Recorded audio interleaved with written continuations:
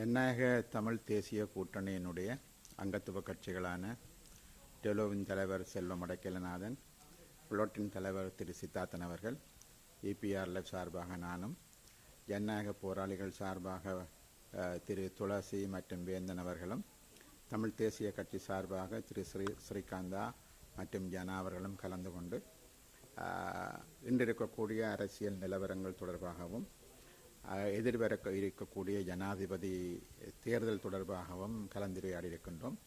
அண்மை காலத்தில் ஏற்பட்ட ஜனாதிபதி தேர்தல் தொடர்பாக அண்மை காலங்களில் தென்பகுதியிலும் சரி வடகிழக்கிலும் சரி ஏற்பட்டு வரக்கூடிய கருத்து பரிமாற்றங்கள் தொடர்பாக விரிவாக கலந்துரையாடப்பட்டது.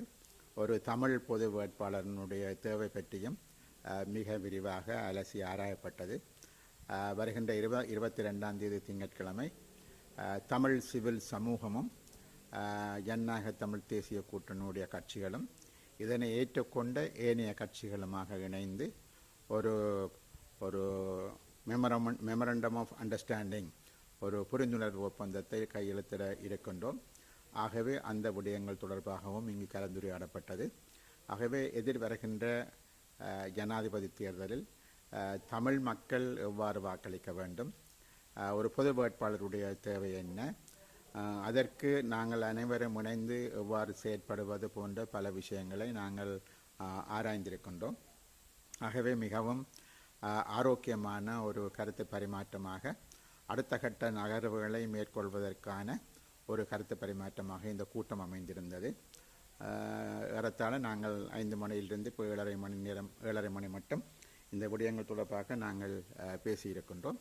ஆகவே இதில் முக்கியமான இந்த விடயங்கள் நிச்சயம் 22ஆம் தேதி நாங்கள் இந்த புரிந்துணர்வு ஒப்பந்தம் கையெழுத்தானதுக்கு பிற்பாடு அடுத்த கட்ட நடவடிக்கைகளை அன்றிலிருந்தே ஆரம்பிப்பதாகவும் நாங்கள் தீர்மானித்திருக்கின்றோம். தமிழரசு கட்சியாக அவர்கள் இன்னும் இதுவரை எங்களுக்கு ஒருவித பதிலையும் சொல்லாவிட்டாலும் கூட தமிழரசு கட்சியினுடைய இன்றைய தலைவராக இருக்கக்கூடிய மாவை சேனாதிராஜா மற்றும் திரு திரு சிவஞானம் ஸ்ரீதரன் மற்றும் பல்வேறுபட்ட வடக்கும் கிழக்கிலும் இருக்கக்கூடிய முன்னாள் பாராளுமன்ற உறுப்பினர்கள், இந்நாள் பாராளுமன்ற உறுப்பினர்கள் பல பேர் இதனை ஆதரித்திருக்கின்றார்கள்.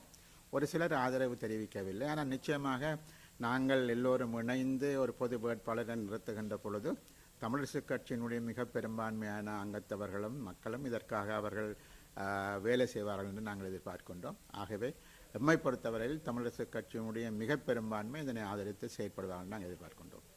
இன்னும் அது தொடர்பாக யாரும் ஆராயப்படவில்லை, அவருடனும் அது பற்றி பேசப்படவில்லை. புரிந்துணர்வு ஒப்பந்தத்துக்கு பிற்பாடு பல்வேறுபட்டவர்கள் போட்டி போடுவதற்கு விரும்புவதாக நாங்கள் அறிகிறோம். ஆகவே அது பற்றி அதுக்கு பின்பு தெரிவிக்கப்படும். நன்றி.